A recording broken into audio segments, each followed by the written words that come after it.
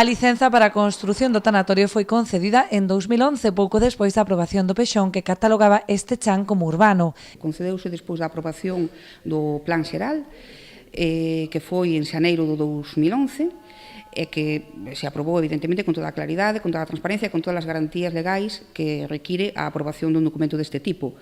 Entón, o que sucedeu foi que o Concello estuvo, unha vez aprobado o plan, incluso esperou uns meses por se había algún recurso de calquer persoa que se sentira afectada para empezar a dar licencias. Unha vez que pasaron esos meses, douse a licencia de obra de xeito completamente transparente e legal. A anomalía sería non habela dado, é dicir, era un tipo de chan no que se podía, estaba clasificado como un tipo de chan no que se podía facer esa actuación, construir ese edificio para ese uso. Durante o proceso de construción da instalación, un veciño presentou un recurso ante a Xunta de Galicia solicitando o cambio de uso urbano a residencial e, como consecuencia, a anulación da licenza municipal. Un veciño que se senteu afectado pois presentou unha denuncia ante a Xunta de Galicia en contra da clasificación que se lle dera no PXON a esa zona de chan onde se estaba empezando a construir o tanatorio.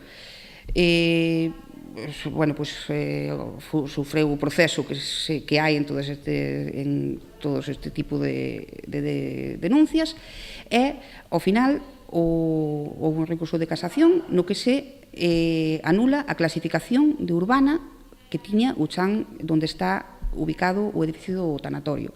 Agora que a sentenza do contencioso é firme, dende o Concello traballan xa para conseguir a legalización do tanatorio a través da modificación puntual do PXON. É un proceso de reclasificación puntual que leva o mismo orden de sucesos que se fora a aprobación dun plan xeral. Entón, habrá unhas alegacións e se ao final dese proceso ca nova clasificación o tanatorio é legalizable, pois legalizarase, e se non o é, pois actuarase en consecuencia.